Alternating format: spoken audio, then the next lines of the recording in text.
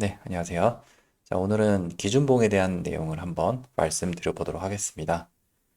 여러분들이 이제 시장에서 어떤 종목들을 매매하기 위해서 관심을 가지기 시작하는 기준이 되는 게 보통 이런 기준봉이죠. 근데 시장에서 저는 이제 기준봉을 좀 여러 가지로 해석하는 방식을 쓰는데 일단 기본적으로 장대 양봉을 기준봉이라고 보는 분들이 가장 많다고 생각을 합니다. 예를 들어 성우가 지난 이제 2월 24일 날 이런 거의 이제 상한가를 가는 이런 양봉을 만들어내요. 자, 이런 캔들이 발생했을 때 사람들은 이거를 기준봉이라고 합니다. 물론 이 이후에 왜냐면 이제 이런 거래량들이 발생하게 되면요. 일반적으로는 어떤 변동성들이 만들어지게 돼요. 뭐 그게 추가적으로 더 올라가든지 아니든지 경우에 따라 다르겠지만 일단 변동성은 만들어질 가능성이 높거든요. 자, 그래서 이런 캔들을 내가 어떤 매매 기준으로 삼는 경우가 굉장히 많습니다. 저는 그거를 굉장히 싫어해요. 왜냐면 일반적으로 주가가 올랐을 때를 한번 생각을 해보시면은 무조건 반등이 나오는 경우는 그렇게 많지가 않을 거예요. 청우도 이제 지금 와서 보면은 이런 식으로 무너지고 있죠. 물론 이 위에서 어떤 짤막짤막한 매매를 해가지고 몇 프로 될까요? 한 5%, 6% 정도 되겠죠. 이 구간을 다 수익 낼 수도 없는 거고 일반적으로는 저 구간에서 매매를 하다가 손실을 보는 투자자들이 훨씬 많을 거예요. 물론 여기서 단기적인 반등도 좀 나오긴 했지만 원하는 수익 구간은 아마 발생할 수 없는 경우가 많겠죠. 자, 그러면 그렇게 한번 생각을 먼저 해보시면 좋을 것 같아요. 기준봉이라고 내가 생각했던 이런 장대 양봉들이 반대로 생각하면은 수익을 만들 수 있는 기준은 아니라는 거예요. 자, 여러분들이 기준봉 매매를 하는 이유가 뭐예요? 수익을 내기 위함이겠죠. 그러면 다시 생각을 해보면 수익이 날 수 있는 자리여야만 한다는 거예요. 조금 더 이제 쉽게 풀어 설명하면은 이 양봉보다 어느 구간에서든지 더 상승을 해야 되는 조건이 있어야만 되는 거예요. 그죠? 조건이 상승할 만한 조건이 없는데 내가 단순히 양봉이 떴다고 해서 그거를 눌림 매수를 할 이유는 없는 거예요. 자, 주가는요, 어떤 회사의 가치예요. 주가가 이제 상한가를 갔다가 이 가격보다 더 올라야 되면은 당연히 이 가치는 엄청나게 상승을 할 만한 이유가 있어야겠죠. 뭐 최근에 유리기판이라든가 또 뭐 방산, 철강 이런 것들도 마찬가지죠. 알래스카라는 재료가 붙었으니까 철강주가 이렇게 올랐던 것처럼 분명한 재료가 필요합니다. 더 지금보다 더 상승할 만한 이유가 분명히 존재해야 돼요. 그래서 재료 같은 것도 같이 참고를 해야 되는 부분이 있는 거죠.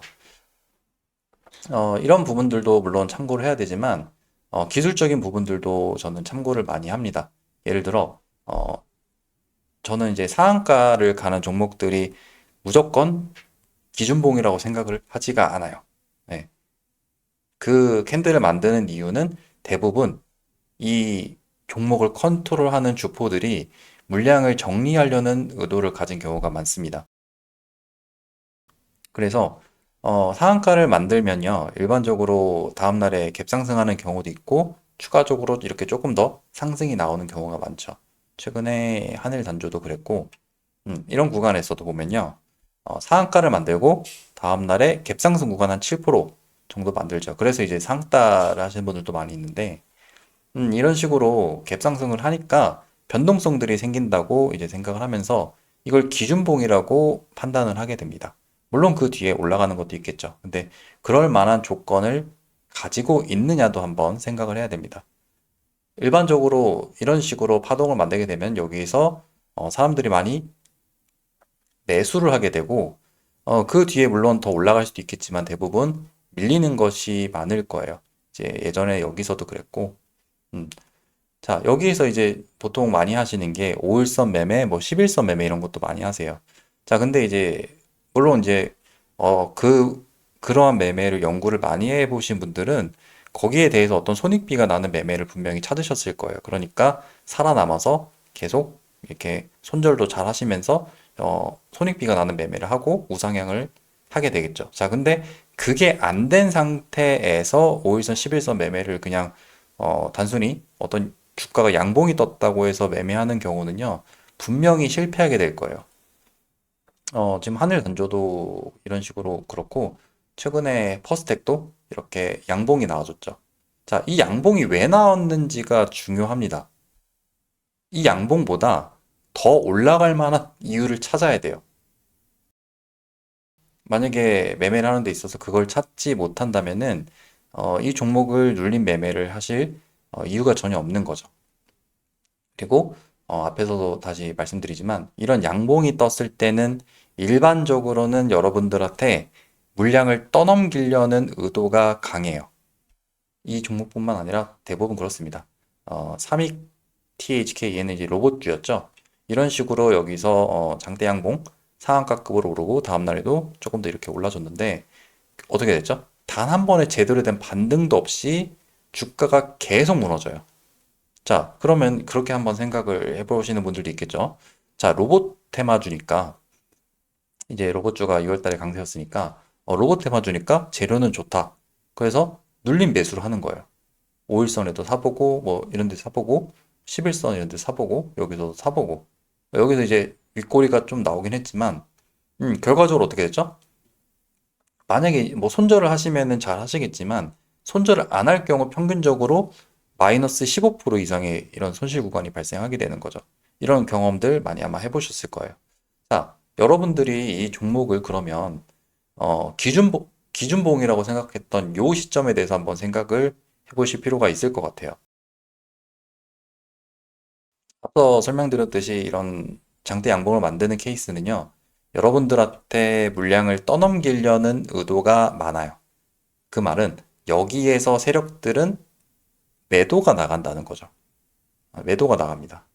그럼 보통 여기서 세력들이 매도가 나간다는 건요. 세력들이 이렇게 매도가 나간다는 거는 어딘가에서 얘네들이 매집을 했다는 거죠. 자, 이 매집을 했다는 거에 대해서는 정말 많은 내용을 설명드릴 수가 있는데 이건 제가 진짜 몇 개월 동안 얘기 설명드려도 부족하지가 않을 정도로 엄청 많은데 기본적으로는요. 이 친구들이 매집했던 구간이 있을 거예요. 그게 뭐 이렇게 하락을 했던 구간이거나 아니면 이런 파동을 만들었던 구간이거나 이거는 이제 명확히 보이죠. 이렇게 기준을 만들었던 부분들이죠. 자, 이런 부분들 이후에 돌파하는 장대 양봉이 나오게 되면요. 그런 데서는 여러분들한테 이렇게 거래가 터지면서 물량을 넘기는 게 대부분일 거예요. 물론 이제 변동성이 발생했으니까 뭐 이렇게 이런 식으로 하거나 아니면 조금 더 오르거나 이런 구간들은 만들어질 수가 있겠지만 일반적으로 의도 자체가 본인들의 물량을 정리하기 위해서 올렸기 때문에 보통 이런 데서는 그냥 죽는 케이스도 많이 있습니다. 또 대장주가 이제 레인보우 로보틱스니까 그 친구가 무너지면서 같이 무너지게 되는 거죠. 여러분들이 이제 기준봉이라고 생각을 해가지고 매매를 하는 경우는요, 상승할 만한 이유가 충분히 있어야 됩니다. 제가 지금은 이제 재료적인 부분을 제가 언급을 드렸지만 사실 기술적인 부분도 있고 또는 차트상에서 어떤 매물대에 대한 부분도 고려를 해야겠죠. 저는 이제 차트상에서 여러 가지 힌트를 많이 얻는 편인데 그때 볼 때 항상 어떤 저항대 부분들을 많이 체크하는 경향이 있습니다. 그래서 그런 부분들을 참고해가지고 어떤 종목이 단순히 이런 상한가를 가거나 장대 양봉을 만든다고 해서 무조건 그게 상승을 보장한다는 것은 아니라고 생각을 해요. 여러 가지 조건들을 계속 확인을 하셔야겠죠. 그냥 무조건 상한가 나왔으니까 나 무조건 눌림을 잡을 거야. 했을 때 만약 여기서 떨어지면 어떻게 하죠? 보통 이제 시장이 크게 하락하게 되거나 아니면 그 테마에 이제 악재가 터지는 경우도 있거든요. 그런 경우가 언제 터지냐면은 항상 상승이 나오고 터져요. 항상 대부분 그렇습니다. 최근에 HLB도 마찬가지고 제가 표시를 한번 했는데 HLB 경우에도 여기서 이렇게 2월 말에 거래대금이 이렇게 꽤 터지면서 양봉이 하나 뜨죠. 그 뒤에 어떻게 됐죠? 투매가 나와요. 물론 이 투매가 나중에는 조금 다른 해석을 가질 수도 있겠지만 일단 여기가 나왔기 때문에 이게 나왔을 가능성이 크거든요. 자, 그래서 양봉 뒤에 쉽게 매수를 하다가 큰 코를 다치는 경우가 많기 때문에 이런 부분들을 반드시 조심하셔야 됩니다. 그리고 하나 더 설명을 드리면요. 여러분들이 기준봉을 단순히 장대 양봉이라고 생각을 안 하셨으면 좋겠어요. 뭐 초보 단계에서는 그런 시각을 좀 가질 수도 있겠는데 저는 이제 처음 매매를 하시는 분들을 좀 알려드릴 때는 그거를 좀 지양하라고 좀 설명을 드리거든요. 왜냐하면 장대 양봉을 찾게 되면요. 결국에 내가 그림 맞추기를 하게 돼요. 제가 저도 이제 조심하는 게 이제 그림을 보고 매매를 하는 건데, 자, 에이럭스 같은 경우는요, 여러분들이 여기에다가 최근에 뭐 매매하시는 분들이 있는지 모르겠지만, 이거를 기준봉이라고 생각하시는 분들이 있을 거예요. 절대 아닙니다. 이건 기준봉이 아니에요. 여러분들이 만약에 이제 기준봉을 생각하시려면은 얘를 기준봉으로 봐야 돼요. 쟤를 기준봉으로 봐야 돼요. 파동을 항상 준비를 하기 시작하고 추가적으로 더 나와야 되는 조건이라고 한다면 이 종목을 주목하게 되는 캔들이 기준 캔들이 되잖아요. 어떤 봉이라는 게 중요한 게 아니에요, 결국에. 이 종목이 상승을 더 만들어내야 하는 그런 신호를 주는 캔들이 저는 기준봉이라고 생각을 하고 오히려 이런 이제 얘가 상한가일까요? 상한가는 아니었지만 이런 식으로 양봉을 만들어냈을 때 사람들이 여기서 매수를 정말 많이 해요. 그리고 이후에 밀릴 때 이런 데서도 매수를 합니다. 어떻게 됐죠? 결국에 손절을 만약에 이제 못했으면은 죽었겠죠, 지금. 이 마이너스 거의 20%가 될 겁니다. 이런 식으로 하락해서 큰 손실을 보기 때문에 그냥 양봉이 기준봉이라고 접근을 하시면 안 되고 그 양봉보다 이제 뭐 양봉을 기준으로 잡으신다면은 양봉보다 더 상승이 나와야 하는 조건에 대해서 한번 생각을 해야 돼요. 그래야만 이후에 뭐 눌림을 하시든지 모을선을 잡든지 그런 매매가 그래야만 유효한 겁니다. 오늘 올랐던 이제 상한가 같던 게 대봉 LS가 있죠. 여기 쭉 하락하다가 이렇게 양봉이 하나 뜹니다. 이런 식으로 뜨고 위너스 얘도 오늘 상한가가 갔죠. 자, 이 두 종목은 내일 아마 갭 상승할 가능성이 크고, 어떤 종목은 이후에 추가적으로 더 오를 수도 있겠죠. 눌림을 줬다가, 재돌파가 나올 수도 있고, 여러 가지, 그 흐름들이 나오겠죠. 그러면 그게 나왔을 때, 과연 이 종목은 왜 그게 나왔는지를 한번 생각을 해보시면 좋을 것 같아요. 단순히 양봉이 떴다고 해서 그 종목이 나에게 수익을 보장해 주는 거는 아닙니다. 그래서 항상 기준봉을 보실 때는 주의를 좀 하셨으면 좋겠습니다. 네, 오늘은 여기까지 하고 마무리하도록 하겠습니다.